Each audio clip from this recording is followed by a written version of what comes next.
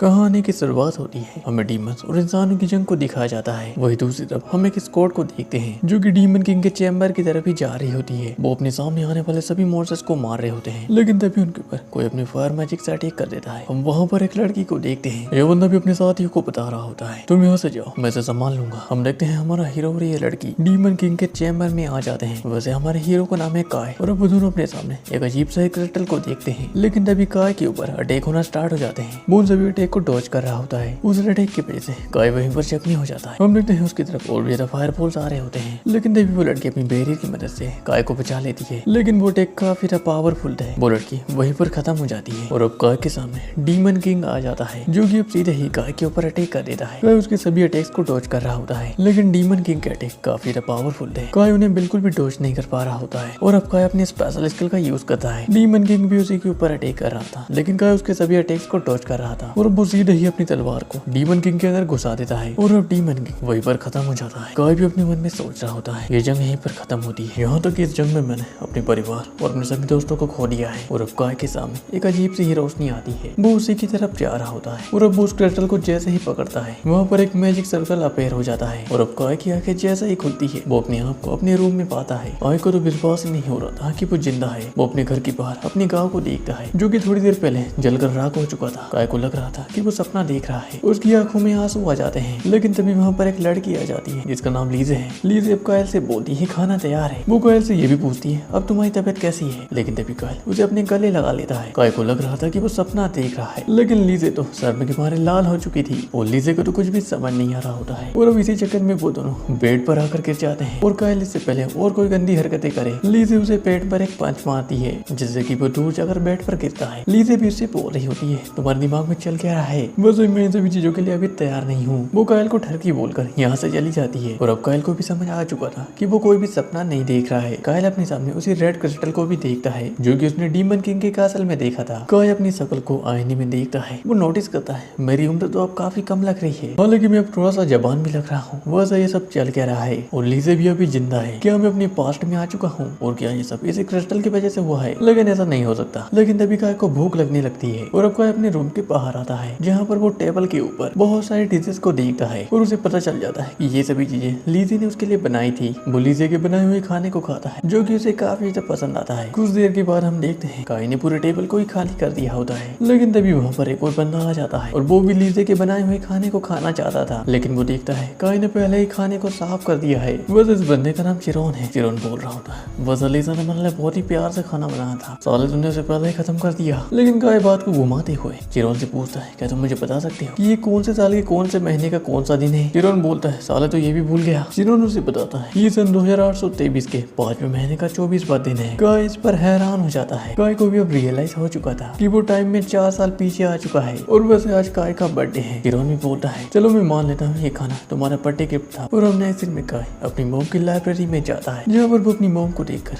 काफी ज्यादा हैरान था, क्योंकि कुछ देर पहले काय की मॉम जंग के दौरान मारी जा चुकी थी। लेकिन काय अपनी मॉम को देखकर खुश भी था। वो अपनी मॉम से पूछता है क्या आप अभी तक किताबें पढ़ रही है। काय की मॉम बोलती है क्या सुबह हो चुकी है, मैं किताबें पढ़ने में बहुत ही बिजी थी कि मुझे ध्यान ही नहीं रहा। वैसे तुम यहाँ पर क्यों आए हो। काय वो अपनी मॉम से पूछता है क्या आप मुझे मैजिक के बारे में कुछ बता सकते हो। वो अपनी मॉम की काफी ज्यादा तारीफें कर रहा होता है। काय की मॉम भी अब राजी हो जाती है। काय पूछता है क्या कोई ऐसा मैजिक है जिससे कि हम टाइम ट्रेवल कर सके। काय की मॉम बोलती है हाँ ऐसा मैजिक असल में एग्जिस्ट करता है, लेकिन वो मैजिक काफी ज्यादा सीक्रेट है, उसे यूज करने के लिए काफी ज्यादा मात्रा में पावर चाहिए। काय की मॉम बोलती है अगर इस दुनिया की सबसे पावरफुल मैजिशियन भी अपनी पूरी पावर लगाते तो वो 1 सेकंड भी पीछे नहीं जा पाएंगे। काय पूछता है क्या किसी चीज से ये पॉसिबल है। उसकी मॉम बोलती है क्या तुम्हारा मतलब कोई पत्थर से है। हाँ ऐसा पॉसिबल तो है, लेकिन उसके लिए काफी मैजिकल एनर्जी लगेगी। काय पूछता है क्या इसके लिए कोई खुफिया तकनीक है, जिस पर उसकी मॉम बताती है हाँ ऐसा हो सकता है, लेकिन उसके लिए हमें इस महाद्वीप के आधे लोगों को सेक्रीफाइस करना होगा। लेकिन इसके अलावा एक और तरीका है। उसकी मॉम एक किताब दिखाते हुए काय से बोलती है इस ड्रैगन के दिल की मदद से टाइम ट्रेवल पॉसिबल है और वैसे भी ड्रैगन के दिल में इतनी मैजिकल पावर है जैसे कि कोई भी टाइम में पीछे जा सकता है और इसे पिछले हजारों सालों से कहीं पर भी नहीं देखा गया है। हो सकता है किसी डीमन के पास हो, लेकिन काय अपनी मॉम को कैसे पता है कि वो ड्रैगन का दिल उसके पॉकेट में ही रखा हुआ है। काय की मॉम भी बोलती है बहुत टाइम बाद हमने साथ मिलकर टाइम स्पेंड किया है, तुमने अपनी तलवारबाजी की ट्रेनिंग भी छोड़ दी। मुझे तुम्हें देखकर लग रहा है कि तुम फ्यूचर से आए हो। मैं मजाक कर रही थी, वैसे मुझे काफी ज्यादा भूख लगी। लीजे ने हमारे लिए कुछ स्पेशल बनाया होगा, जिस पर काय उन्हें बताता है वो खाना मैं पहले ही खा चुका हूँ। उसकी मॉम इस पर हैरान हो जाती है, लेकिन उसकी मॉम बोलती है वैसे आज तुम्हारा बर्थडे है, मान लो वो खाना तुम्हारा बर्थडे गिफ्ट था। मैक्सिन में कहीं पर बैठा होता है, वो उसी ड्रैगन के दिल को देख रहा था, लेकिन तभी वहाँ पर लीजे भी आ जाती है। कायल सुबह की बदसलूकी के लिए लीजे से माफी मांगता है और लीजे उसे माफ भी कर देती है। लीजे अब कायल को हैप्पी बर्थडे विश करती है। वही अब कायल भी अपने मन में सोच रहा होता है हमारा गाँव दानवों की जरूरत के काफी पास है, इसलिए दानवों ने सबसे पहले हमारे गाँव पर अटैक किया जिसमें कि लीजे मारी गई। उसी दिन कायल ने कसम खाई थी कि वो लीजे का बदला जरूर लेगा, लेकिन तभी लीजे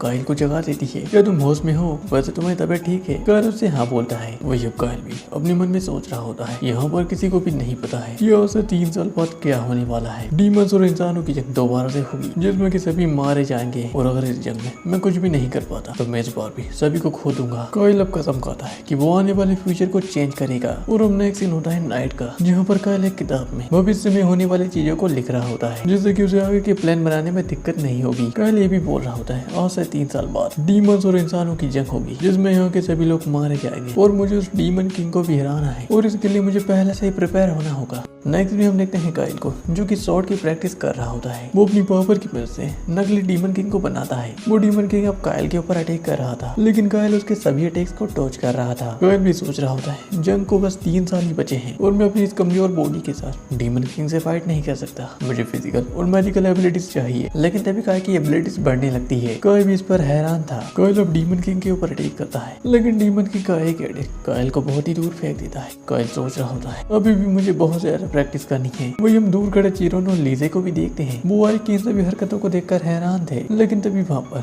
चिरोन की मोम आ जाती है। वैसे चिरोन की मोम का नाम लैला है। लैला बोलती है मरना लायक बेटा भी यहाँ पर है, लेकिन वो काय को भी नोटिस करती है। वो लीजे से पूछती है वैसे काय इतना अजीब बर्ताव क्यों कर रहा है, जिसमें कि लीजे उसे बताती है कुछ दिन पहले तो कायल की आंखें भी नहीं खुल रही थी, लेकिन आंखें खुलने के बाद से कायल बहुत ही अजीब हरकतें कर रहा है। लैला बोलती है इसका एक ही कारण है लड़की का चक्कर, जिसे सुनकर लीजे काफी गुस्सा हो जाती है। वही इधर कायल भी बोल रहा होता है वैसे मेरी पीठ में इतनी जलन क्यों हो रही है, लेकिन तभी वहाँ पर लीजे भी आती है। वो कायल का कॉलर पकड़ते हुए बोल रही होती है कौन है वो लड़की। कायल को तो कुछ भी समझ नहीं आ रहा होता है। लीजे भी बोल रही होती है कौन है वो चुड़ैल। और अब नेक्स्ट सीन होता है कायल के घर का, जहाँ पर लीजे ने माफी के तौर पर कायल के लिए अच्छे अच्छे खाने की डिशेस बनाई होती है। कायल अब लैला से भी पूछता है वैसे ऐसा कौन है जो कि सभी मुल्कों पर जोर डाल के अपनी बातों को मनवा सकता है, जिसमें कि लैला बोलती है इसमें डॉग्स, पुजारी, योद्धा और बाकी सभी भी आते हैं। कायल भी समझ जाता है इन 3 साल में मैं जो बन सकता हूँ वो है एक योद्धा। वहाँ बैठे सभी लोग भी कायल की अजीब हरकतों को नोटिस कर रहे होते हैं। हमें कायल के ऊपर नजर रखनी होगी। वही कायल भी अपने मन में सोच रहा होता है चक्कर क्या है, मेरी पीठ में जलन क्यों हो रही है। और हम नेक्स्ट में हम देखते हैं कायल बहुत सारी किताबों को पढ़ रहा होता है, लेकिन तभी वहाँ पर चिरोन भी आ जाता है। चिरोन अब कायल से बोलता है क्या तुम सच में एक योद्धा बनना चाहते हो। कायल इस पर हाँ बोलता है। इसके लिए वो चिरोन से सलाह मांगता है, जिसमें कि चिरोन उसे बताता है तुम जाकर डीमन किंग को हराओ। जिसमें कि कायल बोलता है अगर मैं डीमन किंग को हरा सकता तो क्या मैं यहाँ पर बैठा होता। कायल उससे पूछता है वैसे एक असल योद्धा को कैसा होना चाहिए। चिरोन बोलता है एक असल योद्धा ताकतवर और पावरफुल होना चाहिए। कायल बोलता है ऐसा नहीं, एक असल योद्धा के पास काफी ज्यादा पैसा होना चाहिए, क्योंकि घूमने फिरने और एडवेंचर में पैसा लगता है। दूसरी चीज है कनेक्शन, अगर पैसे के साथ कनेक्शन भी हो तो हम बहुत कुछ चीजें कर सकते हैं। और तीसरी चीज है अच्छी किस्मत। मैं ऐसे किसी किस्मत की बात नहीं कर रहा हूँ, एक ऐसी किस्मत जो कि मुसीबत के टाइम पर हमारे काम आ सके। और अब चिरोन भी वहाँ से चला जाता है। और अब नेक्स्ट सीन होता है मॉर्निंग, जहाँ पर लैला काय से बोल रही होती है क्या तुम कहीं पर जा रहे हो, क्या तुमने अपने मॉमलेट को बता दिया। काय इस पर हाँ बोलता है। लैला बोलती है वैसे घूमना फिरना भी जरूरी है, क्या तुम चिरोन को भी अपने साथ लेकर जा सकते हो। कायल बोलता है मैं इसके बारे में भी सोच ही रहा था, क्या ये जाने के लिए तैयार है। लैला बोलती है ये तुम्हारे 2 थप्पड़ तो खा ही लेगा। कायल बोलता है थप्पड़ों से काम नहीं चलेगा, मुझे एक बलि का बकरा चाहिए। चिरोन भी गुस्सा होते हुए बोलता है क्या मेरी कोई भी अहमियत नहीं है। और अब नेक्स्ट में हम कायल और लीजे को देखते हैं। लीजे कायल से पूछती है मैंने सुना है कि तुम सफर पर जाने वाले हो, वैसे तुम कहाँ पर जाओगे। कायल उससे बोलता है मैं सीधे ही रॉयल कैपिटल जाऊंगा। लीजे पूछती है क्या मैं भी तुम्हारे साथ चल सकती हूँ। कायल उसे सीधे ही मना कर देता है, वहाँ पर खतरा हो सकता है। जिसमें कि लीजे उसे बताती है तुम चिरोन को भी अपने साथ लेकर जा रहे हो, वादा करती हूँ कि मैं तुम्हारे काम के बीच में नहीं आऊंगी और बस मैं अपनी रक्षा खुद कर सकती हूँ। जिसपे कि कायल उसे बताता है क्या तुम्हारी मॉम इसके लिए मान जाएंगी। वैसे वो नहीं चाहती कि तुम खतरे में पड़ो, लेकिन लीजे कुछ और बोलती। उससे पहले कायल उसे किस कर देता है। और अब कायल लीजे से बोलता है मैं वादा करता हूँ कि सफर से आने के बाद मैं तुम्हारे पास सबसे पहले आऊंगा। लीजे भी इस पर मान जाती है। और अब अगले दिन दिन हम देखते हैं लीजे काइल को शॉपिंग पर लेकर आई होती है, लेकिन लीजे अपने सामने एक एल्फ को देखती है। लीजे बोलती है वो कितनी ज्यादा सुंदर है, लेकिन काइल उसे देखकर हैरान था। वो उस एल्फ की तरफ ही जा रहा होता है। काइल उस एल्फ के पास जाकर उसका नाम एक्सेस बोलता है, जिसमें कि वो एल्फ भी गुस्सा होते हैं, बोलती है क्या बोला तुमने। लेकिन तभी काइल को रियलाइज होता है ये तो इसका सीक्रेट नेम है। वो एल्फ बोलती है वो तुम हो कौन। वो अपने हथियार को निकालने वाली होती है, लेकिन काइल अपने मैजिक का यूज करते हुए उसे वहीं पर बेहोश कर देता है। काइल उस एल्फ को पकड़ लेता है, लेकिन पीछे खड़ी हम लीजे को भी देखते हैं जो कि काफी गुस्से में थी। लीजे बोल रही होती काइल मुझे पता है कि खूबसूरत है, लेकिन इसका मतलब ये नहीं है कि तुम मुझसे जाकर चिपक जाओ। काइल उसे बताता है अगर मैं इसे नहीं पकड़ता तो ये गिर जाती। लीजे बोलती है क्या तुमने सभी का ठेका लेकर रखा है, मेरे हो तो है तुम्हारा ये हाल है, तुम्हारे पीठ पीछे क्या होगा, इसलिए अब तो मैं तुम्हारे साथ ही चलूंगी। ऐसे में हम लीजे काय और उस एल्फ को एक जगह पर बैठा हुआ देखते हैं। काय अब उस एल्फ से बोलता है वैसे आपका नाम मिस ऊषा है, जिस पर वो एल्फ गुस्सा होते हुए बोल रही होती है वैसे मेरा असली नाम मेरे माँ बाप को ही पता है, तो तुम्हें कैसे पता चला। काय सोच रहा होता है मैं ऐसे कैसे बताऊं, क्या उसे 3 साल बाद हमें प्यार हो जाएगा और तुम मुझे खुद ही अपना असली नाम बताओगी। काइल उसे समझाने की कोशिश कर रहा होता है वैसे आपसे हम इस एल्फ को ऊषा कहकर बुलाएंगे। ऊषा भी गुस्सा होते हुए बोल रही होती है वैसे क्या तुम्हें पता है कि किसी एल्फ का असली नाम उसके लिए कितना मायने रखता है। लेकिन तभी काइल ऊषा से बोलता है चलो हम एक समझौता करते हैं, जिस पर ऊषा भी हैरान थी क्या तुम समझौते के बारे में भी जानते हो। काइल बोलता है समझौते की शर्त ये होगी मैं तुम्हारा असली नाम कभी भी नहीं लूंगा। ऊषा बोलती है क्या तुम्हें पता है कि समझौता टूटा तो क्या होगा। काइल बोलता है मुझे पता है इसकी सजा मौत होगी, और अब ऊषा भी इस समझौते के लिए मान जाती है। वो उसे बताती है इस समझौते को हम अभी नहीं कर सकते, समझौते से पूर्णिमा की रात को बनाए जाते हैं, तुम अगली पूर्णिमा तक का वेट करेंगे। और अब नेक्स्ट सीन होता है अगले दिन का, जहाँ पर काइल रॉयल कैपिटल जाने के लिए तैयार था। उसके मॉम डैड भी उसे गुड बाय बोलते हैं, वो सभी भी अपने सफर पर निकल जाते हैं। जहाँ पर चिरोन भी वो सफर लाइन मारते हुए बोल रहा होता है एक खूबसूरत साथी हमारे साथ हो तो सफर सुहाना होता है। ऊषा भी बोल रही होती है ज्यादा लाइन मारने की जरूरत नहीं है। इधर अब लीजे भी काय से पूछती है हम तो रॉयल कैपिटल जाने वाले थे, लेकिन ये रास्ता तो कहीं और का है, जिस पर काय उन्हें बताता है पहले मैंने रॉयल कैपिटल जाने के बारे में ही सोचा था, लेकिन अब ऊषा हमारे साथ है तो पहले हम सनगार्ड पर्वत जाएंगे। काल उन्हें ये भी बताता है कि वहाँ पर खजाना है, और वो उन्हें अपने तैयार किए गए नक्शे को भी बताता है। लीजे और चिरोन को तो विश्वास नहीं हो रहा था, उन्हें लग रहा था क्या कभी भी हमसे मजाक कर रहा है, शादी से किसने दोबारा से चूना लगा दिया है। लेकिन तभी ऊषा उस नक्शे को देखते हुए बोलती है इस नक्शे को आज से 1000 साल पहले एक मैजिकल ट्री ने बनाया था, और अभी के टाइम पर इसे बनाना बिल्कुल भी पॉसिबल नहीं है, इसका मतलब ये नक्शा बिल्कुल ही असली है। लेकिन लीजे उस नक्शे को देखते हुए बोलती है ये जगह तो काफी ज्यादा बड़ी है, तो वहाँ पर हम जाएंगे कैसे। जिस पर काय उन्हें बताता है मेरे पास जाने का दूसरा रास्ता है, हम वहाँ पर सुरंग बनाकर जाएंगे। नेक्स्ट में हम देखते हैं वो दोनों भी अब सुरंग के काम में लग जाते हैं। चिरोन भी अब कायल से बोलता है वैसे हम चलकर भी तो जा सकते हैं, जिस पर कायल उसे बताता है वहाँ पर काफी ज्यादा जाल बिछे हुए हैं, वो रास्ता बिल्कुल भूल भुलैया जैसा है, क्या तुम मुझे अभी बेवकूफ बना रहे हो। लेकिन कायल भी अपने मन में सोच रहा होता है मैं कैसे बताऊं, मैं यहाँ पर पहले भी आ चुका हूँ। लेकिन कायल उसे कुछ भी बहाना बना देता है। और हमने एक सीन होता है नाइट का, जहाँ पर हम देखते हैं वो सभी लीजे के बनाए हुए खाने को खा रहे होते हैं, और वो खाना उन सभी को काफी पसंद आता है। वही हम नेक्स्ट सीन में हम देखते हैं ऊषा ने उस पहाड़ों में एक हॉट स्प्रिंग बनाया होता है, लीजे और ऊषा उसमें आराम से नहा रहे होते हैं, वो दोनों वहाँ पर अपनी ही बात कर रहे होते हैं। लेकिन लीज नोटिस करती है उसके बैग पर एक दिल का टैटू बना होता है, जिसपे की ऊषा भी शर्माने लगती है। वही हम दूसरी तरफ चिरोन और काय को भी देखते हैं। चिरोन बोल रहा होता है साले काय मुझे छोड़ दे, आज तो मैं दोनों लड़कियों को ना तो मैं तय कर ही रहूंगा, और भगवान की कृपा से मेरे सालों की मन्नत अब पूरी हो रही है, सालों तो इसमें टांग मत अड़ा। लेकिन काय से बोल रहा होता है मैं तुम्हें ये सब नहीं करने दूंगा, मैं तुम्हें अपने माल पर नजर डालने नहीं दूंगा। नेक्स्ट में हम देखते हैं काय को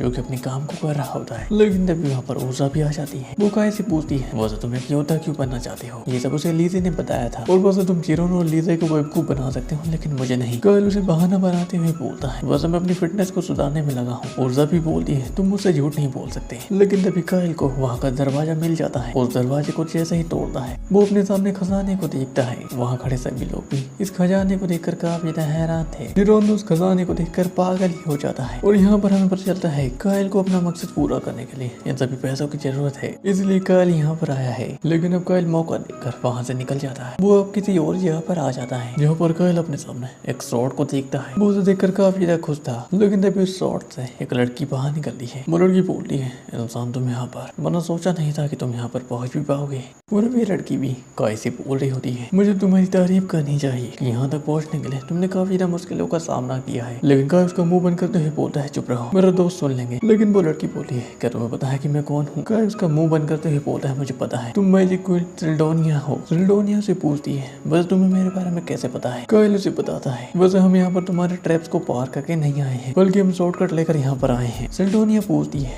वैसे तुम हाँ कौन। कायल उसे बताता है तुम्हें जल्द ही पता चल जाएगा। सिल्डोनिया भी अब उस शॉर्ट के अंदर चली जाती है, और वो भी अपनी पावर का यूज करते हुए उस शॉर्ट को वहाँ से बाहर निकाल लेता है और सेल्डोनिया ने इस मैजिक के दौरान आई की पास्ट की चीजों को भी देख लिया था। लेकिन तभी वहाँ पर आई के साथी भी आ जाते हैं और काय भी सेल्डोनिया से बोलता है, मेरा दोस्तों को इसके बारे में कुछ भी नहीं पता, तुम्हें बस एक छोटा सा नाटक करना हो। जैसे ही वहाँ पर बहुत सभी लोग आते हैं, काय भी बहुत ही बढ़िया नाटक कर रहा होता है। नेक्स्ट में हम देखते हैं सेल्डोनिया लीजे की कुकीज को खा रही होती है और वो इसे पसंद भी आती है। लीजे को तो विश्वास ही नहीं हो रहा होता है कि सेल्डोनिया एक मैजिक क्वीन है। सेल्डोनिया ने ये भी बताती है, अगर तुम सभी मेरे खजाने के लायक नहीं होते तो मैं इस पूरी कैब को ही ट्रिगर करके उड़ा देती, लेकिन तुम इन सभी चीजों को पार करके आए हो, इसलिए मैं तुम्हें इजाजत देती हूँ, तुम इस तलवार का यूज कर सकते हो। सेल्डोनिया ने ये भी बता दी है, तुम उस बैग को भी रख सकते हो, उस बैग का कनेक्शन सीधे ही खजाने वाले कमरे से है, वैसे तुम जितना चाहो उतना खजाना निकाल सकते हो। लेकिन तभी चिरोन सेल्डोनिया से बोलता है, कायल से अच्छी तलवारबाजी तो मैं कर लेता हूँ, तो तुम मेरे साथ क्यों नहीं रहती। लेकिन सेल्डोनिया उसे वहीं पर रिजेक्ट कर देती है और नेक्स्ट सीन में बहुत सभी रॉयल कैपिटल आ जाते हैं, जहाँ पर लीजे कायल से पूछती है, वैसे अब हम क्या करने वाले हैं, जिसमें कायल उन्हें बताता है, वैसे हमें खजाना तो मिल चुका है, तो आगे की जंग की तैयारी के लिए हम वेपन खरीदेंगे। नेक्स्ट में बहुत सभी वेपन स्टोर आ जाते हैं, वहीं पर हम एक बंदे को भी देखते हैं जो कि गाय से बोल रहा होता है, तुम्हें इस दुकान के बारे में कैसे पता चला। लेकिन तभी गाय को रियलाइज होता है, हमें इस दुकान के अंदर जाने से पहले यहाँ पर कुछ पैसे जमा करने होंगे। गाय भी उसे 5 सोने के सिक्के दे देता है। नेक्स्ट में बहुत सभी उस वेपन स्टोर के अंदर आ जाते हैं, जहाँ पर वो अपने सामने बहुत सारे वेपन्स को देखते हैं। ये तो सेल्डोनिया भी बोल रही होती है, ये तो मीनानिस के हथियार हैं। ये शॉप ओनर भी बोल रहा होता है, क्या आपने इन्हें पहचान लिया। वैसे भी मीनानिस बहुत ही कमाल के योद्धा थे और अब सेल्डोनिया शॉप के ओनर को बता रही होती है। वैसे भी मीनानिस काफी घमंडी था, मैं जब भी उसकी कमियां बताती थी वो बच्चों की तरह रोता था, लेकिन सेल्डोनिया और कुछ बकती उससे पहले ही काय आकर उसका मुंह बंद कर देता है। वैसे मैं आप सभी को बता दूं कि सेल्डोनिया हजारों सालों से जिंदा है और उसे हर पुराने राजा और महाराजा के बारे में पता है। और अब वो शॉप ओनर कायल को ड्रैगन के लेदर कवच को दिखाता है, वो उसे बता रहा होता है ये आर्मर बहुत ही ज्यादा कैपेबल है, भले ही सर्दी गर्मी या फिर जहर हो, ये आर्मर उन सभी को सहन कर सकता है और इसके अंदर फीनिक्स के पंखों को लगाया गया है। और कायल भी उसे लेने के लिए मान जाता है। कायल लीजे उर्सा और चिरोन से भी बोलता है, तुम जो चाहो वो यहाँ से ले सकती हो। लीजे और उर्सा भी अपनी शॉपिंग में लग जाते हैं। इधर हम देखते हैं वही शॉप ओनर कायल को बहुत सारे स्टोन दिखा रहा होता है। कायल उन्हें देखकर बोलता है, तुम्हारे पास जितने भी स्टोन हो सारे पैक कर दो, यहाँ तक कि तुम्हारे पास जो भी पोशन हो वो भी सारे पैक कर देना। वो दुकान मालिक भी इस पर काफी ज्यादा हैरान हो जाता है। नेक्स्ट में हम देखते हैं उन सभी की शॉपिंग हो जाती है और अब कायल भी उन सभी लोगों से बोल रहा होता है, वैसे हमें कल सुबह यहाँ से निकलना होगा। चिरोन भी इस पर हैरान था, तो मुझे लड़कियों को लाइन मारने के लिए अभी जाना होगा। चिरोन वहाँ से निकल जाता है। इधर उस भी लीजी को रॉयल कैपिटल घुमाने के लिए निकल जाती है। सेल्डोनिया भी वहाँ से जाने वाली होती है, लेकिन कायल उसे रोकते हुए बोलता है, अगर हम दोनों यहाँ पर अकेले हैं तो मुझे तुमसे कुछ बात करनी है। नेक्स्ट में हम उन दोनों को कहीं और ही देखते हैं। कायल भी अब सेल्डोनिया से पूछ रहा होता है कि हम फ्यूचर को चेंज कर सकते हैं। सेल्डोनिया को ये सवाल काफी अजीब लगता है। वो काय को बताती है, वैसे भी फ्यूचर कभी भी तय नहीं होता, टाइम वैसे भी सीधा नहीं चलता, वो पेड़ की टहनियों की तरह आड़ा टेढ़ा होता रहता है। इसका मतलब यह है कि तुमने बस एक टहनी से दूसरी टहनी पर छलांग मारी है और इसका सबूत ये ड्रैगन का स्टोन है। कायल भी बोलता है, अगर ऐसा रहता है तो हम फ्यूचर में आने वाले हालातों को चेंज कर सकते हैं। सेल्डोनिया भी इस पर हाँ बोलती है। वैसे कायल सेल्डोनिया से ये भी पूछता है, इस दुनिया में शायद ड्रैगन के 2 दिल है, जिस पर सेल्डोनिया बोलती है हाँ, लेकिन इसके बारे में मेरी अलग थ्योरी है। ये एक फ्यूजन स्पेल की तरह है जिसका इस्तेमाल करना काफी खतरनाक है। अगर मैं तुमसे आसान शब्दों में कहूँ तो अपनी ताकत बढ़ाने के लिए उसमें आत्माओं का फ्यूजन किया जाता है। तुम्हारे जन्म लेने से पहले ही तुम्हारी आत्मा की ताकत तय हो चुकी थी और हम पहले भी आत्माओं की ताकत पर रिसर्च कर चुके हैं और बस हमने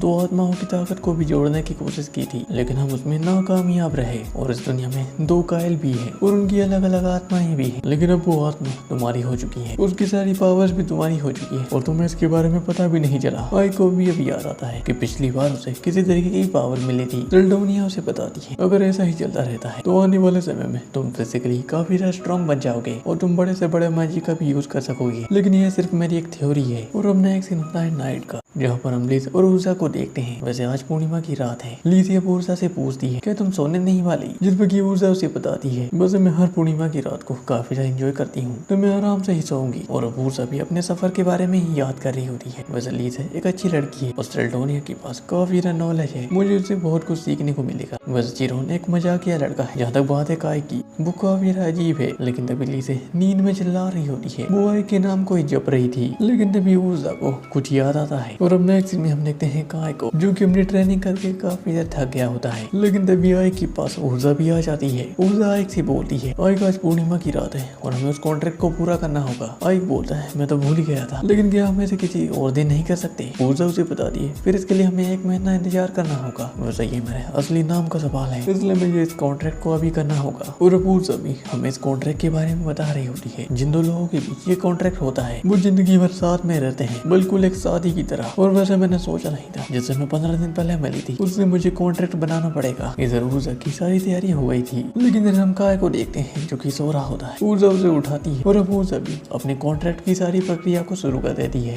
वही अब काय भी अपने मन में सोच रहा होता है, ये बिल्कुल पिछली बार की तरह ही हो रहा है। ऊर्जा उसे बताती है, आज के बाद तुम मेरा असली नाम कहीं पर भी नहीं लो। काय भी इसे कबूल करता है, लेकिन तभी काय ऊर्जा को किसका लेता है। ऊर्जा भी इस पर हैरान हो जाती है। वो काय को दूर करते हुए बोल रही होती, ये तुमने क्या किया। जिस पर काय उसे बताता है, मुझे लगा था कि ये किस करने के बाद ही खत्म होगा। जिस पर ऊर्जा गुस्सा होते हुए बोलती है, ये तो तुम्हारे कबूल बोलने के साथ ही खत्म हो गया था। काय उसे बताता है, वैसे भी ये किससे कुछ भी नहीं होता। जिस पर गुस्सा होती है ऊर्जा अपने फार्मेसी का यूज करते हुए काय के ऊपर अटैक कर देती है। और हमने इसी में बोल लो दूसरे रेडी आर्चन के लिए निकल जाते हैं, लेकिन ऊर्जा काय और चिरोन को काफी ज्यादा नींद आ रही होती है। लीजी उनसे पूछती है, क्या तुम कल रात को सोए नहीं। काय उसे बताता है, कल रात को मेरे साथ बहुत ही बुरा हादसा हुआ। ऊर्जा उसे बताने के लिए मना करती है, जिस पर चिरोन लीजी को बताता है, वैसे मैंने कल पूरी रात लड़कियों को लाइन मारी। लीजी पूछती है, लेकिन सभी ने तुम्हें रिजेक्ट कर दिया। लीजी अब काय से भी पूछती, वैसे हम आर्चन क्यों जा रहे हैं। काय उसे बताता है, सिल्डोनिया ने मुझे बताया है कि वहाँ पर कुछ गलत होने वाला है। और अब नेक्स्ट में ये सभी लोग आर्चन पहुंच जाते हैं, जहाँ पर बहुत से लोगों की भीड़ होती है। वहीं पर हम राजकुमारी की बग्गी को भी देखते हैं, और अब उस बग्गी से राजकुमारी बाहर निकलती है। वैसे इनका नाम मिलिना है। वैसे सब चिरोन भी बोल रहा होता है, मैंने सोचा नहीं था ये इतनी खूबसूरत होगी। हम देखते हैं राजकुमारी सभी बच्चियों से फ्लावर ले रही होती है, लेकिन वहाँ पर हम एक सिपाही को भी देखते हैं। काय बोलता है, इसका नाम तो सैंतोस है। सैंतोस भी काय की आवाज सुन लेता है, लेकिन इतनी भीड़ में उसे पता नहीं चलता। और अब काय भी सिल्डोनिया को बताते हुए बोल रहा होता है, राजकुमारी मिलिना 16 साल की और आज से 2 दिन बाद उनकी मौत हो जाएगी। और अब नए सीन में हम सिल्डोनिया और काय को देखते हैं, जहाँ पर काय बोल रहा होता है, आज से 2 दिन बाद राजकुमारी और दिन से सिंचिन जाएगी, तभी उनके ऊपर एक हाइड्रा हमला कर देगा। और वैसे भी 1 महीना पहले इस गांव के ऊपर हाइड्रा ने हमला किया था। और आज से 2 दिन बाद जब राजकुमारी की मौत होगी सभी लोग इसे एक एक्सीडेंट मान लेंगे, लेकिन मेरी नजर में ये कोई भी एक्सीडेंट नहीं होगा। सिल्डोनिया पूछती है, क्या इसके पीछे किसी की साजिश है। जिस पर काय उसे बताता है, जहाँ तक मुझे पता है इस साजिश के पीछे राजकुमारी के सौतेले भाई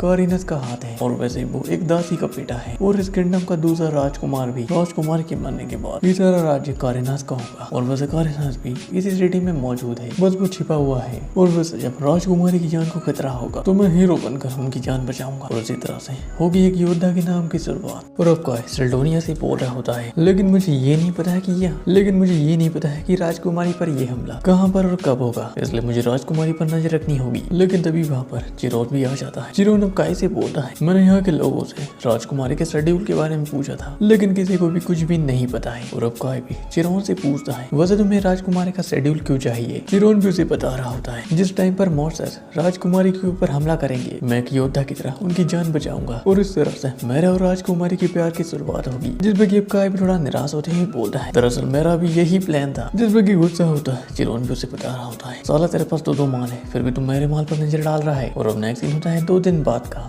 जहाँ पर राजकुमारी दूसरे शहर की तरफ जा रही होती है। वही हम काय और उसकी पूरी टीम को देखते हैं, जो कि राजकुमारी के ऊपर नजर रख रहे होते हैं। लीजे पूछती है, क्या राजकुमारी की जान को सच में खतरा है। जिस पर काय बोलता है, हाँ वैसे ये भविष्यवाणी सिल्डोनिया ने की है। सिल्डोनिया ने बताती है, मेरे इस काबिलियत को हल्के में मत लो, मेरी भविष्यवाणी हमेशा सच होती है। जिस पर ऊर्जा पूछती है, वैसे हम राजकुमारी का पीछे कैसे करेंगे, उनके आसपास तो काफी ज्यादा सैनिक है। लेकिन तभी सिल्डोनिया बोलती है, मेरे पास एक रास्ता है। और अब वो अपने आप को एक बाज जैसा पक्षी बना लेती है। काय उन सभी को बताता है कि सिल्डोनिया राजकुमारी के ऊपर नजर रखेगी और उन्हें पता भी नहीं चलेगा। और अब सिल्डोनिया भी अपने काम पर लग जाती है। वो बस कुछ ही देर में उस बग्गी के पास पहुंच जाती है और सिल्डोनिया अपनी एक और पावर का यूज करती है। सिल्डोनिया अपनी आंखों से जो भी चीजें देख रही थी उसकी तलवार में भी वही चीज दिखाई दे रही होती है। हम देखते हैं कायल की टीम भी इस चीज को तलवार में साफ साफ देख पा रहे होते हैं, लेकिन इधर चिरोन की तो काफी ज्यादा जल रही होती है। वो बोलता है, तुम सभी लोग मेरी इतनी जला क्यों रहे हो। लेकिन तभी ऊर्जा चिरोन से बोलती है, क्या तुमने हमें नहाते हुए देखा था। जिस पर चिरोन ने बताता है, वैसे मैंने कोशिश तो की थी लेकिन काय ने मुझे रोक लिया था। लीजे भी बोलती है, तो काय की वजह से ऊर्जा की इज्जत बच गई। जिस पर अब काय बोलता है, क्या तुम ऊर्जा के पीछे बने दिल वाले बर्दमाग की बात कर रही हो। जिस पर ऊर्जा भी काफी हैरान हो जाती है। वो पूछती है, तुम्हें इसके बारे में कैसे पता चला। चिरोन भी गुस्सा होते हुए बोल रहा होता है, सालों तूने मुझे रोक कर वो चीज अकेले ही देख ली। लेकिन तभी सिल्डोनिया उन सभी को बताती है, यहाँ पर कुछ गड़बड़ है, गार्ड्स आपस में ही फाइट कर रहे हैं। काय भी उन्हीं की तरफ जा रहा होता है। इधर हम देखते हैं उन दोनों गार्ड ने दूसरे दोनों गार्ड को हरा दिया होता है और वो अपनी पॉकेट से एक थैली को निकालते हैं और उस पर मैजिक स्पेल कास्ट करके उसे दूर फेंक देते हैं। लेकिन तभी वहाँ पर काय भी आ जाता है। काय अपनी स्पीड का यूज करता है और वो दोनों गार्ड को आराम से हरा देता है। चिरोन अब राजकुमारी को देखता है जो कि बेहोश थी, लेकिन तभी उन सभी के ऊपर एक बुल अटैक कर देता है।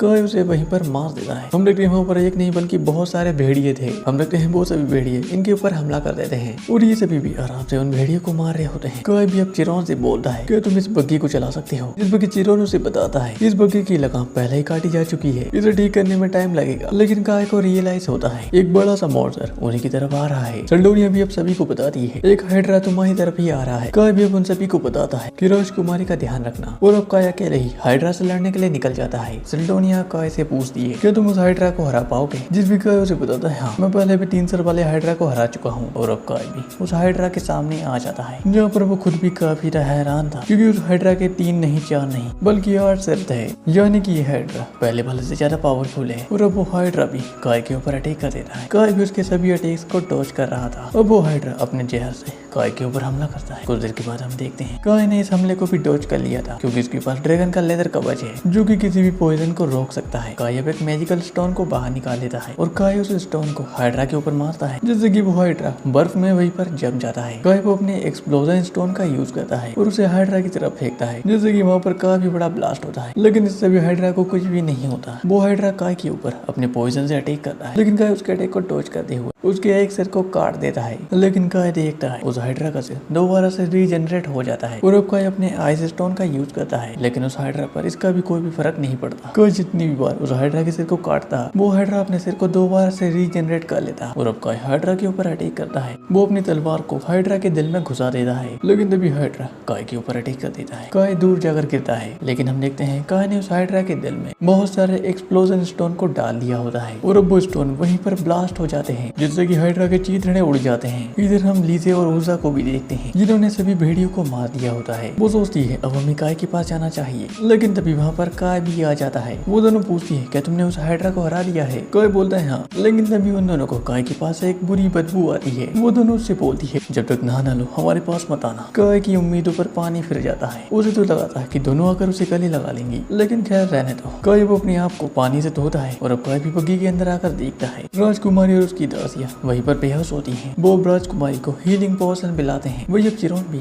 काय से बोल रहा होता है उन लोगों ने भेड़ियों को बुलाने के लिए इस पोटली का यूज किया था। काय भी समझ जाता है ये कोई हादसा नहीं था, ये सोची समझी साजिश थी। और अब नेक्स्ट में हम सेनापति और राजकुमारी के सौतेले भाई कार्नोस को देखते हैं और अब उन दोनों को भी पता चल चुका था कि उनका प्लान है फेल हो चुका है और अब वो अपने प्लान बी को एक्टिवेट करते हैं। सेनापति बोलता है हमारी आर्मी को भेजो। नेक्स्ट में हम देखते हैं राजकुमारी को भी होश आ चुका था। राजकुमारी मेलेना इन लोगों से पूछती है कि आप सभी ने मेरी जान बचाई है। जिस पे चिरोन होशियारी झाड़ते हुए मेलेना से बोल रहा होता है हाँ वो मैं ही था। जिस पे लीजे उसे मुक्का मारते हुए बोलती है चुप रहो। और अब काय भी मेलेना को बताता है दरअसल हम पास से ही गुजर रहे थे, हमने आपके ऊपर हमला होते ही देखा इसलिए मैंने अपने दोस्तों के साथ आपकी जान बचाई। लेकिन तभी वहाँ पर मेलेना की दासी आ जाती है लेकिन मेलेना उसे रोकते हुए बोलती है दरअसल हमें इन लोगों ने ही बचाया था, हमें तो इन्हें थैंक यू बोलना चाहिए। और अब मेलेना भी अपनी जान बचाने के लिए उन सभी को शुक्रिया बोलती है। मेलेना अब बग्गी से बाहर आती है और वो बाहर की सिचुएशन को देख रही थी लेकिन तभी सेल्डोनिया काय को बताती है आर्चर की आर्मी हमारी तरफ ही आ रही है। और अब काय भी मेलेना को बताता है शाही सेना हमारी तरफ ही आ रही है जिस पर कि मेलेना काफी रसोक हो जाती है। वो उन सभी को बताती है हमें यहाँ से निकलना होगा, वो मेरे साथ साथ तुम्हें भी मार देंगे। काय पूछता है लेकिन क्यों, वैसे वो शाही सेना तुम्हारी सुरक्षा के लिए यहाँ पर आ रही होगी। मेलेना बोलती है ऐसा नहीं है, असल में जो मुझे मारना चाहता है वो दूसरी बटालियन का सरदार जैंतोस है। काय भी याद करता है ये तो वही है जैसे कि मैंने आर्चर में देखा था। और अब राजकुमारी भी अपनी दासी अलका से बोलती है इन सभी डेड बॉडीज को आग लगा दो जिससे कि जैंतोस इन्हें पहचान नहीं पाएगा और यहाँ पर आग लगने की वजह से हमें यहाँ से दूर जाने का टाइम भी मिल जाएगा। अलका भी अपने काम में लग जाती है। मेलेना अब सभी को बता रही होती है हमें यहाँ से निकलना होगा। वो रास्ते में सभी को सब कुछ समझा देगी और अब चिरोन भी उस पोटली को आग में फेंक देता है जिससे कि वो सभी भेड़िए यहाँ पर आ जाएंगे और हमें और वक्त मिल जाएगा यहाँ से दूर जाने के लिए। और अब नेक्स्ट सीन में मेलेना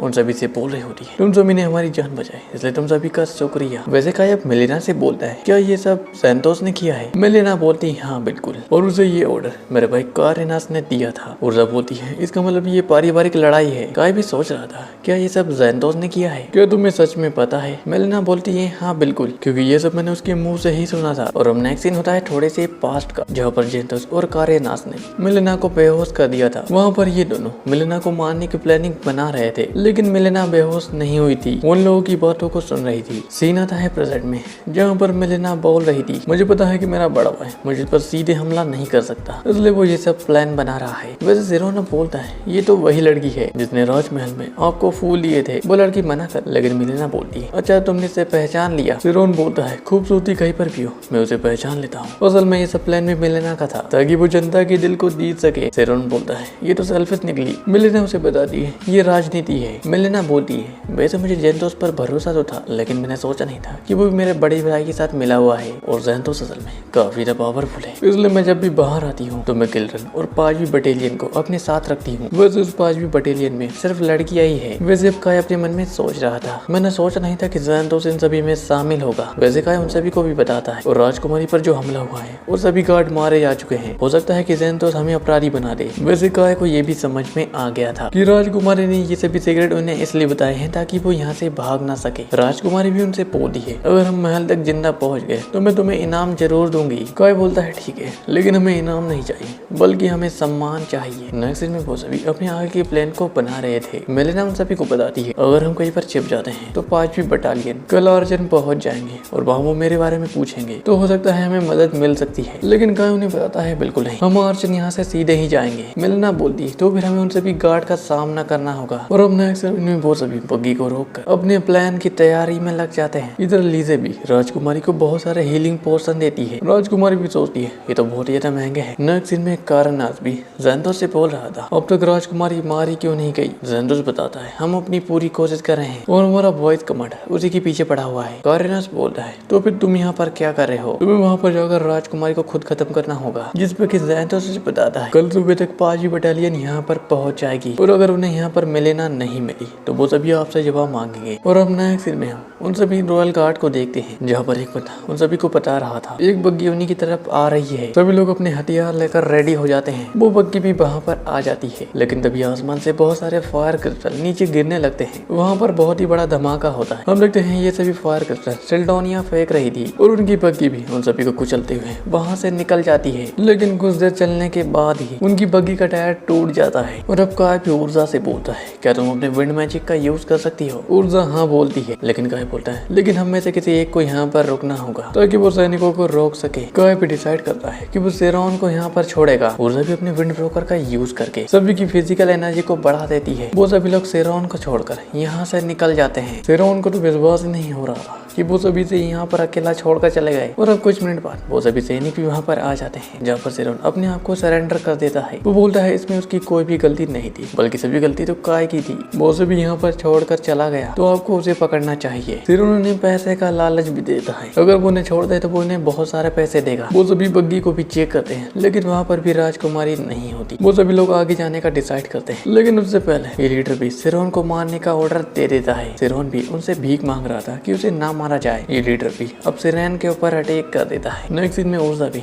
काय से बोल रही कि हमने सिरेन को वहाँ पर छोड़कर गलती तो नहीं की, वो लोग उसे जिंदा नहीं छोड़ेंगे। कायल बोलता है हमारे पास कोई भी चारा नहीं था। ऊर्जा बोलती है वैसे तुम ऐसा कैसे कर सकते हो, लेकिन लीजे उसे बताती है वैसे हम तुम्हें एक चीज बताएं तो भूल ही गए, असल में सिरेन मुझसे और काय से बहुत ज्यादा ताकतवर है। इधर हम देखते हैं सिरेन ने उस लीडर की गर्दन को उड़ा दिया था। सिरेन भी सोच रहा था मैंने सेनापति को तो मार दिया, ये सभी लोग भी यहाँ से चले जाएंगे, लेकिन वो लोग वहाँ से नहीं जाते। सिरेन भी अपने क्लब से रिंग और ब्रेसलेट को बाहर निकाल देता है। वो बोलता है कि अब उसे काफी हल्का महसूस हो रहा है और अब सिरेन अपने एक ही अटैक में बहुत सारे गार्ड की गर्दन उड़ा देता है। वो उन्हें ऐसे मार रहा था जैसे उसके लिए ये सब हलवा हो। इधर काय भी ऊर्जा को बता रहा था वैसे सिरेन मैजिक में बहुत ज्यादा कमजोर है, लेकिन तलवारबाजी के मामले में मैं भी उसे नहीं हरा सकता। वैसे सिरेन को बचपन से ही अकेले में प्रैक्टिस करना काफी ज्यादा पसंद था, इसलिए मैं तो उसे सामना नहीं कर पाऊंगा। वैसे ऊर्जा उन सभी से पूछती तो वो इतना लापरवाह कैसे है। काय बोलता है वो इसलिए ताकि अपोनेंट उसे कमजोर समझने की गलती करे। इधर नेक्स्ट में हम सिरेन को देखते हैं जो कि उन सभी गार्ड को बहुत ही आराम से मार रहा था और अब कुल 8 गार्ड और बचे थे। सिरेन उनसे बोलता है मैं तुम सभी को यहाँ पर मारने के लिए नहीं आया था, बल्कि रोकने के लिए आया था और मैंने अपना काम भी पूरा कर लिया है। तुम्हारे घोड़े भी यहाँ से भाग चुके हैं, तो मिलेना का पीछा करने का कोई फायदा नहीं होगा और अगर मारना नहीं चाहते तो यहाँ से निकल लो। वो सभी भी अब यहाँ से जाने लगते हैं, लेकिन तभी सिरेन उन सभी के ऊपर फायर क्रिस्टल फेंकता है जिससे कि वहाँ पर एक बड़ा धमाका होता है और बच्चे गार्ड फाइट को सिरेन खत्म कर देता है। सिरेन उनसे बोलता है मैंने तुम्हें ऑफर तो दिया था लेकिन मैं आदत से मजबूर हूँ। नेक्स्ट सीन में हम ज़ैनथोस को देखते हैं जिसका प्लान भी अब फेल हो चुका था। कोई तो है जो कि हमारे प्लान में टांग अड़ा रहा है। ज़ैनथोस अब डिसाइड करता है कि वो खुद वहाँ जाकर चीजों को हैंडल करेगा। ज़ैनथोस अब जंगल की तरफ ही जाने लगता है लेकिन हम उसके ऊपर सिल्डोनिया को देखते हैं जो कि अब काय को बता देती है कि ज़ैनथोस उन्हीं की तरफ आ रहा है। ज़ैनथोस ने सिल्डोनिया को भी देख लिया था,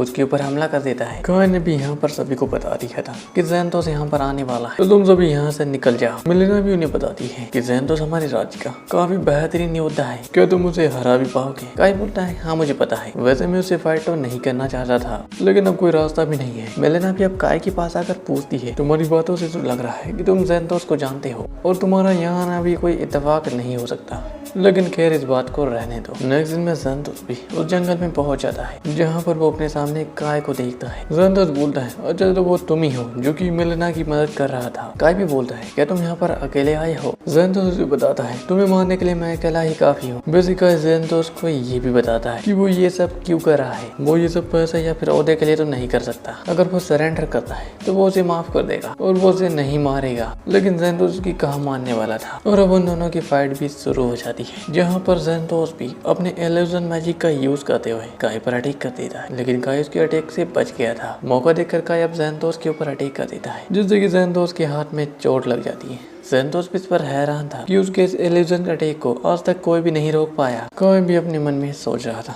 मुझे पता है कि तुम कैसे फाइट करते हो। हमें थोड़े से पास्ट का सीन दिखाई देता है जहाँ पर हमें पता चलता है कि असल में काय को ज़ैनथोस ने ही तलवारबाजी की ट्रेनिंग दी थी। ज़ैनथोस और काय की फाइट भी शुरू हो जाती है। दोनों ही एक दूसरे को काफी अच्छी टक्कर दे रहे थे लेकिन ज़ैनथोस काय के ऊपर भारी पड़ रहा था। लेकिन काय भी मौका देखकर उसके ऊपर वो फायर क्रिस्टल फेंकता है लेकिन ज़ैनथोस की तलवार से टकराकर वो क्रिस्टल अब काय के पास ही आ जाता है जैसे कि वहाँ पर एक बड़ा ब्लास्ट हो जाता है। काय टूरा कर गिरता है। ज़ैनथोस अब काय के ऊपर अटैक करता है। काय भी उसे डिफेंस करता है जैसे कि ज़ैनथोस की तलवार टूट जाती है, वो थोड़ा सा पीछे पर आ जाता है। ज़ैनथोस अब काय से बोलता है बस तुम्हारी तलवार बहुत ही बढ़िया है। काय उसे बोलता है मैं तुम्हें आखिरी वार्निंग देता हूँ सरेंडर कर दो, लेकिन ज़ैनथोस उसकी बात को नहीं मानता। ज़ैनथोस भी अपने मन में सोच रहा था मैं इस फाइट को ज्यादा लंबा नहीं खींच सकता। वो अपने फाइनल अटैक के लिए तैयार होता है। काय भी तैयार हो गया था। ज़ैनथोस अब काय के ऊपर अटैक कर देता है लेकिन काय उसे डिफेंस करता है। ज़ैनथोस के ऊपर अटैक करता है लेकिन काय के डिफेंस की वजह से उसकी तलवार टूट गई थी। लेकिन ज़ैनथोस भी अपनी टूटी हुई तलवार से काय के ऊपर अटैक कर देता है लेकिन काय अपना एक फाइनल अटैक करके ज़ैनथोस को वहीं पर खत्म कर देता है। काय भी अपने मास्टर को गुड बाय बोलता है और अपना एक सीन होता है ज़िरगस का जहाँ पर कारेनास ज़ैनथोस का ही इंतजार कर रहा था। लेकिन तभी वहाँ पर मिलेना अपनी 5वीं बटालियन के साथ आ जाती है। मिलेना अपने भाई से उसके हालचाल पूछती है। वो 5वीं बटालियन के कैप्टन से बोलती है मेरे भाई से पूछताछ अच्छे से करना और ये मत सोचना कि ये मेरा भाई है। वो सभी लोग कारेनास को पीटना शुरू कर देते हैं। मिलेना भी उन सभी को उनकी जान बचाने के लिए शुक्रिया अदा बोल रही थी लेकिन मैं भी अब अपना प्रॉमिस को पूरा करूंगी। नेक्स्ट दिन में उन सभी को राजमहल में दावत दी जा रही थी। सभी लोग भी काफी खुश थे। सिल्डोनिया को भी वहाँ का खाना काफी पसंद आता है। इधर सिमरन भी वहाँ की मेट पर लाइन मार रहा था लेकिन तभी वहाँ पर महाराज भी आ जाते हैं जहाँ पर मिलेना अपने फादर को बताती है ये वही लोग हैं जिन्होंने मेरी जान बचाई। महाराज बोलते हैं झुकने की जरूरत नहीं है, वैसे भी मैं यहाँ पर एक पिता की हैसियत से आया हूँ। वैसे कारेनास की बात तो ठीक थी लेकिन ज़ैनथोस उसका साथ क्यों दे रहा था? मिलेना बोलती है हो सकता है इसमें दूसरे देश का हाथ हो या फिर डीमंस का, इसकी जांच हम अच्छे से करेंगे। महाराज उन सभी को बताते हैं ये बात बाहर किसी को पता ना चले। काय भी इस पर हाँ बोलता है और अब अगले दिन उन सभी को राजमहल में सम्मानित किया जाता है। और अब नया एक सीन होता है शाम का जहाँ पर महाराज बोल रहे थे मैंने सोचा नहीं था कि कारेनास और ज़ैनथोस इतने निकम्मे निकलेंगे और मेरे पास ज़िरगस के ऊपर मिलेना का राज होगा जिससे कि मैं दूसरे नंबर पर आ जाऊंगा और मैं ये नहीं चाहता। और अब मुझे जल्दी ही एक और प्लेन बनाना होगा मिलेना को मारने के लिए। लेकिन तभी वहाँ पर एक अजनबी बंदा आ जाता है। महाराज उसे देखकर बोल रहे थे तुम कौन हो, लेकिन वो बंदा महाराज का मुंह बंद करते हुए उसे बता रहा था मैंने उस वॉर से पहले आपको समझाया था कि आप डॉब्स की मदद करेंगे लेकिन आपने अपने राजनीतिक फायदे के लिए उनकी मदद नहीं करी जिसकी वजह से डॉब्स का नाम और निशान मिट गया। ये बंदा महाराज को बताता है उसे पता है कि मिलेना को मारने में महाराज की ही साजिश थी और ज़ैनथोस और आरेनास को भी महाराज ने ही हायर किया था। महाराज बोलते हैं उसे इससे कोई फर्क नहीं पड़ता और हम देखते हैं ये बंदा और कोई नहीं बल्कि काय था, जो कि महाराज को छत से नीचे फेंक देता है। नीचे खड़े सैनिक भी देखते हैं ये तो महाराज है। लेकिन अब महाराज का खेल खत्म हो चुका है और रेडी में भी सभी लोगों को यही बताया गया था कि महाराज नशे की हालत में छत से नीचे गिर गए। नेक्स्ट सीन में ऊर्जा बोल रही थी, मुझे तो विश्वास नहीं हो रहा कि महाराज मारे गए। शेरवान भी बोलता है अच्छा हुआ कि वो बुढ़ा हमें मेडल देने के बाद मारा, वैसे बहुत ही जल्द मिलेगा यहाँ की राजकुमारी मिलेगी। नेक्स्ट सीन में काय भी अब राजकुमारी से बोल रहा था, मैंने सोचा नहीं था कि आपकी सगाई हो चुकी है। मेरी सगाई कारगन साम्राज्य के तीसरे प्रिंस से हुई है। उस टाइम पर जिरगस और करान के बीच कारगन को लेकर झगड़ा हुआ था, लेकिन करान जिरगस को मिल ही गया। लेकिन खुफिया तरीके से मुझे कारगन की तीसरे प्रिंस से शादी करनी होगी और ये बस उनके राजनीतिक फायदे के लिए था, इसलिए मैंने इस सगाई को तोड़ने का डिसाइड किया है। काय बोलता है वैसे फिर करान का क्या होगा? करान जिरगस का एक हिस्सा बनकर रहेगा। वैसे मिलेना ये चाहती है कि काय करान जाकर वहाँ के गवर्नर को जाकर बताए कि शादी कैंसिल हो चुकी है। नेक्स्ट सीन था नाइट का, जहाँ पर काय कुछ सोच रहा था, लेकिन सिल्डोनिया आकर उसे पूछती है वैसे क्या हुआ। वो उसे करान के बारे में बताता है, लेकिन सिल्डोनिया वहाँ पर एक चीज को नोटिस कर दी, यहाँ पर महाराज मारे गए लेकिन करान का गवर्नर यहाँ पर बिल्कुल भी नहीं आया। ये चीज थोड़ी सी सस्पिशियस है और जहाँ तक मुझे पता है राजकुमारी को पता है कि करान में कुछ तो गड़बड़ है और वो तुम्हारा यूज करके करान की गड़बड़ को ठीक करना चाहती है। लेकिन फिर भी काय करान जाने के लिए राजी हो जाता है। नेक्स्ट सीन होता है मोनी, जहाँ पर राजकुमारी काय से बोल रही थी, तुम्हें लगता है कि मैं पत्थर दिल हूँ क्योंकि मुझे अपनी बाप की मौत का कोई भी अफसोस नहीं है, लेकिन असल में मुझे काफी ज्यादा दुख था।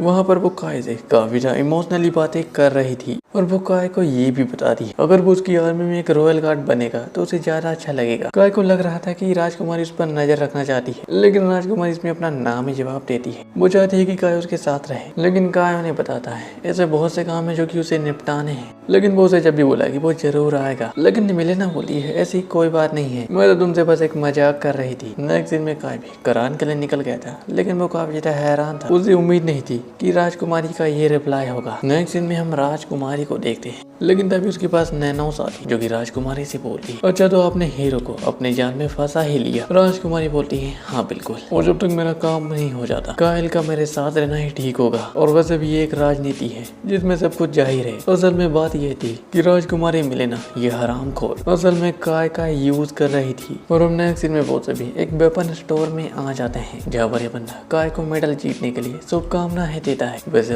उसे उसकी तलवार मांगता है जो कि उसने रिपेयरिंग के लिए दी थी। वो सोप ओनर भी तलवार देते हुए बोलता है क्राफ्टमैन ने हमें बताया था कि जब वो तलवार को रिपेयर कर रहा था तो उसे भी पता चला कि इस तलवार से सैकड़ों लड़ाइयाँ लड़ी जा चुकी है। तेरन बोलता है वो बात तो सही है, लेकिन तुम इस तलवार से बेहतर कुछ दिखा सकते हो। वो सोप ओनर उसे मना कर देता है कि इससे खास तलवार उसकी दुकान में नहीं है। कायब उस बंदे से पूछता है वैसे हम करान जा रहे हैं तो तुम उसके बारे में कुछ बता सकते हो। सोप ओनर बोलता है हाँ बिल्कुल, वैसे करान में पल पल पर खतरे मौजूद रहते हैं तो उन्हें वहाँ पर केयरफुल रहना होगा और करान को लोहारों का देश कहा जाता है, तो हो सकता है वहाँ पर आपको एक अच्छी तलवार आपके लायक मिल जाए। वो सभी भी अब करान के लिए निकल जाते हैं। नेक्स्ट दिन में वो सभी लोग करान पहुँच जाते हैं, जहाँ पर वो एक चीज को देखकर हैरान थे कि करान तो पहाड़ों के बीच बसा हुआ है, लेकिन सिल्डोनिया उन्हें बताती है ऐसा नहीं है। दरअसल शहर के चारों तरफ पहाड़ बनाए गए थे और ये सब मोर्चा से बचने के लिए किया गया था। और कुछ टाइम बाद यहाँ पर धातु की खान मिली और लोग इस धातु को ऊपर ले आए, जिससे कि यहाँ पर धातुओं की खान बन गई। लेकिन तभी उनके सिर के ऊपर से उड़कर कुछ वाइबन जाते हैं जिनके ऊपर इंसान बैठे थे। वो सभी लोग भी सोच रहे थे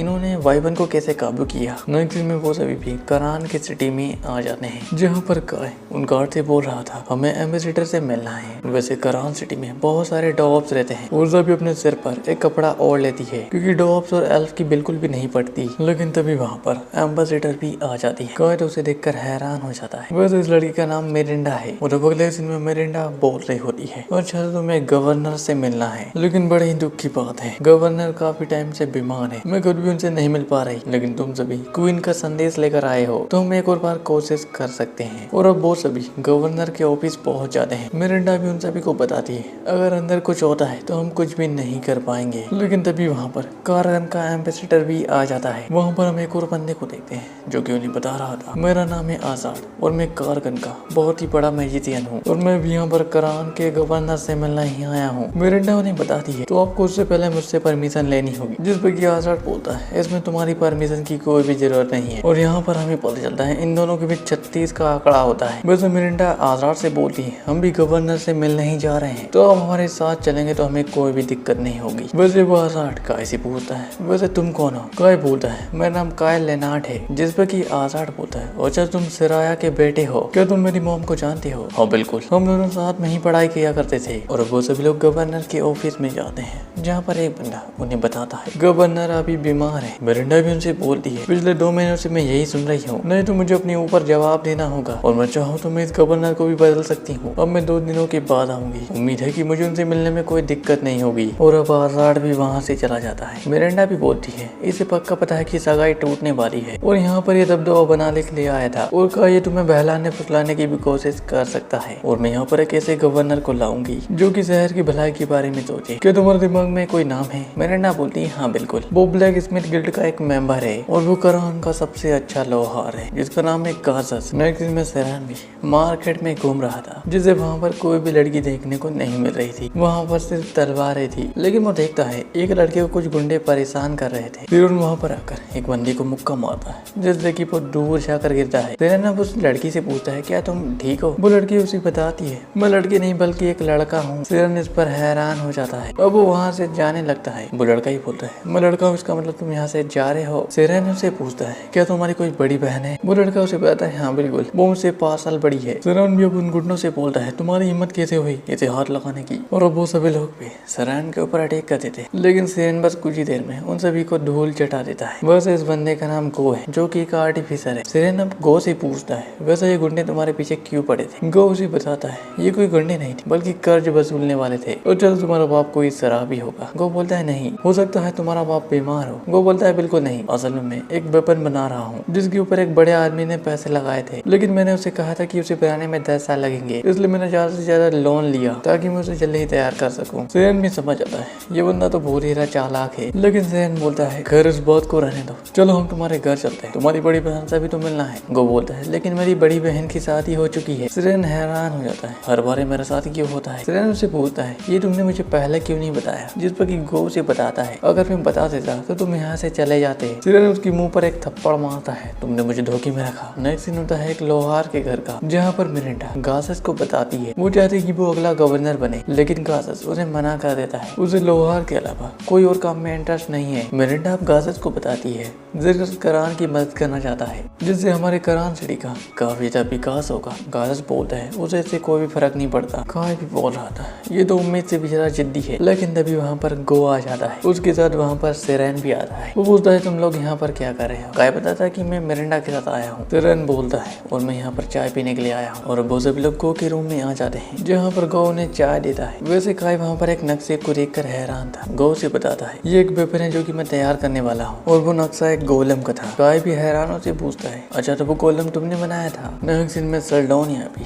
उस नक्शे को चेक करती है, वो भी गो को उस गोलम के बारे में बताती है। काय भी अब सेल्डोनिया से पूछता है इसके सफल होने के चांस कितने हैं? सेल्डोनिया बोलती है बहुत ज्यादा। काय सोच रहा था अगर हम बहुत सारे गोलम को बना लेते हैं तो फौज को बहुत ज्यादा फायदा होगा। वो अब गो से बोलता है दिन रात एक कर दो और बहुत सारे गोलम को बनाओ। गो बोलता है मैं कितनी भी मेहनत कर लूँ लेकिन इसे बनाने में 10 साल लगेंगे और इसे बनाने में बहुत सारे पैसे लगेंगे। और काय उसे बहुत सारे पैसे दे देता है, लेकिन गो उसे बताता है इसमें बहुत सारे लोगों ने पैसे लगा दिए हैं। काय उसे बताता है उन सभी को मना कर दो, बोलो कि प्रोजेक्ट फेल हो गया, उनके पैसे भी मैं चुकाऊंगा। गो भी अब काफी तक खुश हो जाता है। मिरिंडा अब गासस के कमरे से बाहर आती है। काय पूछता है क्या कुछ काम बना? मिरिंडा उन्हें मना कर देती है और वो वहाँ से चली जाती है। काय अब गासस से पूछता है वैसे मुझे आपसे कुछ बात करनी है। गासस बोलता है मैं अभी बिजी हूँ, लेकिन गो उसे बताता है प्लीज इनकी एक बार बात सुन लीजिए, ये हमारे जरूर काम आएंगे। सेरन से बोलता है मुझे एक अच्छी तलवार चाहिए, ये अब कोई काम की नहीं रही। वो उसे बताता है कि उसे काय जैसी तलवार चाहिए। काय अपनी तलवार गासस को बताता है, वो हैरान हो जाता है। वो उस तलवार को करीब से देखने लगता है। वो उसे बताता है मैंने आज तक बहुत सी तलवारें देखी है, लेकिन ऐसी तलवार मैंने आज तक नहीं देखी और मैंने सोचा नहीं था कि उस तलवार जैसी कोई दूसरी भी होगी। सेरन पूछता है आपका मतलब क्या है? गासस उन्हें बताता है इसके जैसी दूसरी तलवार बनाना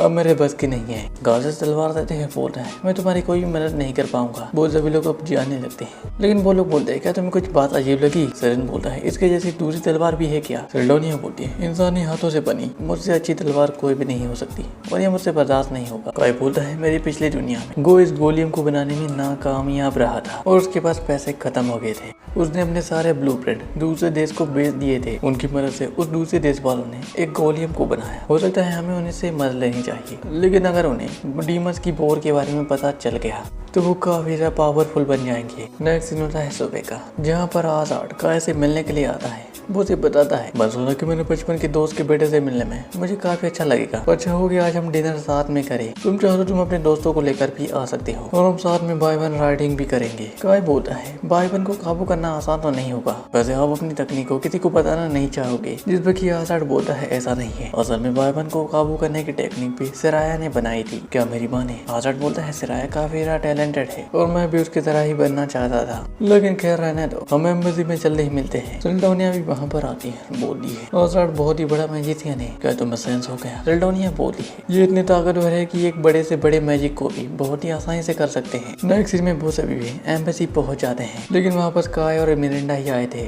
लेकिन तभी काय को बहुत ही बुरा फील होता है। मिरिंडा पूछती है क्या हुआ, और काय को दरवाजे के पास से बहुत ही ज्यादा मैजिकल एनर्जी सेंस हो रही थी। वो उस दरवाजे को खोल कर देखता है, जहाँ पर चारों तरफ खून के धब्बे सने पड़े थे। वहाँ पर हम आजाद को मरा हुआ देखते हैं और उसे एक डीमन ने मारा था। काय बोलता है मैं तुम्हें नहीं छोड़ूंगा। काय भी अब हमें डीमंस के बारे में बता रहा होता है कि इन सभी की पॉपुलेशन काफी ज्यादा कम है, लेकिन ये हम सभी से काफी ज्यादा पावरफुल है और 300 सालों से अभी तक कोई भी डीमन दिखाई नहीं दिया, जिसकी वजह से ह्यूमंस काफी ज्यादा लापरवाह बन चुके हैं। उन्हें बिल्कुल भी नहीं पता है कि डीमंस क्या प्लानिंग कर रहे हैं और यहाँ के बहुत से लोगों ने डीमंस को नहीं देखा है, लेकिन मैं डीमन से सामना कर चुका हूँ। वो डीमन भी अब काय से फाइट करने के लिए तैयार होती है। वो हमला कर देती है। काय उसके अटैक को डिफेंड करते हुए उस पर अपने मैजिक से हमला करता है। जैसे कि वो डीमन दूर आ जाती है, काय उसे बताता है तुम्हें मेरी ताकत का अंदाजा हो ही गया होगा, तुम मेरा कुछ भी नहीं बिगाड़ सकती। वैसे काय वो अपने मन में सोच रहा था मैंने आर्मर नहीं पहना है और मेरे पास सिल्डोनिया भी नहीं है, लेकिन तभी वहाँ पर बहुत सारे गार्ड भी आ जाते हैं, जिसे देखकर वो डीमन वहाँ से भाग जाती है। और पूरी एम्बेसी में बहुत से लोग मारे गए थे और जो लोग जिंदा बचे थे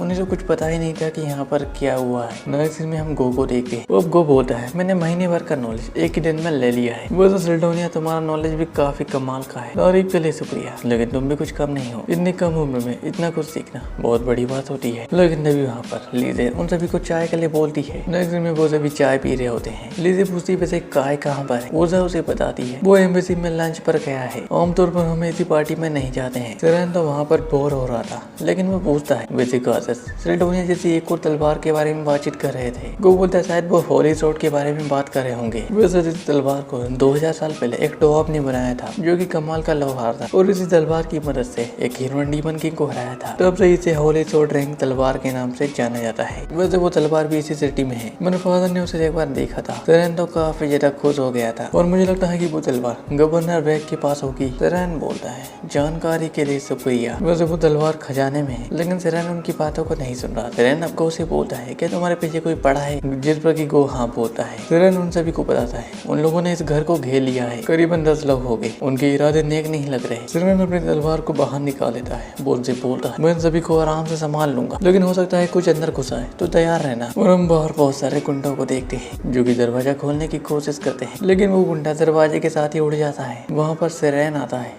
जो कि बोल रहा है अब मुझे बकरा मिल चुका है जिससे कि हम सच्चाई उगलवा सके। सिरेन उसे दूर फेंक देता है और अब कुछ लोग भी घर के अंदर घुस जाते हैं, जहाँ पर लीजे और ऊर्जा पहले से ही तैयार थी। ऊर्जा अब लीजे को बताती है इन जगहों में पॉइजन लगा है जो कि हमें पैरालाइज कर देगा, इसलिए संभाल के। और अब लीजे भी एक गुंडे के ऊपर अटैक कर देती है। वो उसके सारे अटैक को डॉज कर रही थी। लीजे मुंह को देखकर उस गुंडे के चाकू को फेंक देती है और उसे नीचे पटक देती है। और अब दूसरा बंदा भी ऊर्जा के ऊपर अटैक कर देता है, लेकिन ऊर्जा के सामने एक जल परी आ जाती है जो कि उसके अटैक को रोक देती है और वो उसे पानी की बबल के अंदर कैद कर देती है, जिसकी वजह से उसका सांस लेना मुश्किल हो गया था। वो वहीं पर बेहोश हो जाता है। सिरेन भी वहाँ पर एक बंदी को पकड़कर ले आता है। अब वो उनसे पूछता है चलो बता दो कि तुम्हें यहाँ पर किसने भेजा है और तुमने हमारे ऊपर हमला क्यों किया। बस मेरे पीछे खड़ी दोनों लड़कियाँ, ये देखने में तो बहुत ज्यादा खूबसूरत है, लेकिन टॉर्चर करने में बहुत ज्यादा माहिर भी है। बस ये लाल बालों वाली लड़की घर के बर्तनों को भी हथियार बना सकती है। तुम्हारी बॉडी में जख्म बनाने के बाद ये उस पर नमक डालेगी। बस चिंता मत करना, तुम मरोगे नहीं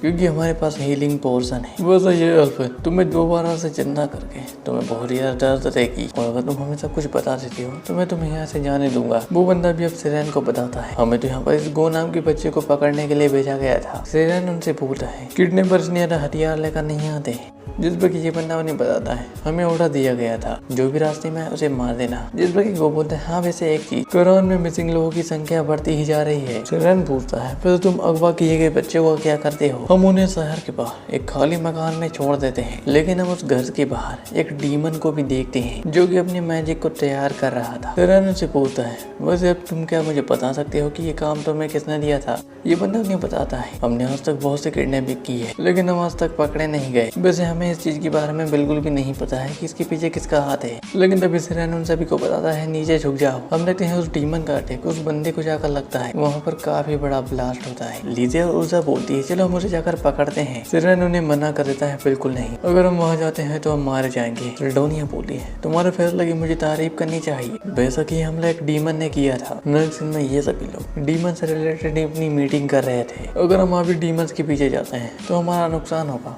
या फिर हम मारे भी जा सकते हैं, इसलिए सबसे पहले हमें गवर्नर पैक का पता लगाना होगा क्या वो इस चीज में शामिल है या फिर नहीं। लीजे भी अब मिरांडा से बोली तुम्हें लोगों के लापता होने के बारे में पता था। मिरांडा उनसे माफी मांगती है कि उसने इन सभी लोगों को नहीं बताया, लेकिन तभी वहाँ पर एक बंदा आता है जो कि उन सभी को बताता है एक बुरी खबर है, गवर्नर की हवेली में आग लग चुकी है। वो सभी लोग भी अब गवर्नर के ऑफिस में आते हैं जहाँ पर पूरी बिल्डिंग की तबाह हो चुकी थी। उन सभी को भी पता चल चुका था यहाँ पर आग लगना कोई इत्तेफाक तो नहीं हो सकता। वहाँ पर वो गवर्नर की बॉडी को भी ढूंढते हैं, लेकिन उन्हें कुछ भी नहीं मिलता। काय बोलता है ये चीज थोड़ी सी सस्पिशियस है, अगर डीमंस को यहाँ पर आग लगाना होता तो वो कब के लगा चुके होते। मिरांडा भी बोलती है पहला शक तो गवर्नर के ऊपर जाता है जो कि यहाँ से लापता है, लेकिन तभी वहाँ पर गो भी आ जाता है। सिरानो से बोलता है हमने तुम्हें घर पर रहने को कहा था, जिस पर कि गो ने बताता है मैं यहाँ पर अपने फादर को ढूंढते हुए आया हूँ क्योंकि सुबह उन्हें गवर्नर का मैसेज आया था और वो यहीं पर आए थे। लिजे बोलती है वो गाजिस को यहाँ पर क्यों बुलाएंगे, लेकिन तभी मिरांडा काफी ज्यादा शॉक हो जाती है। वो रोते हुए सभी को बता रही थी ये सब उसकी वजह से हुआ है क्योंकि उसने ही गाजिस को गवर्नर के लिए चुना था। मिरांडा वहाँ पर काफी ज्यादा रोने लगती, लेकिन काय अपनी मन में सोच रहा था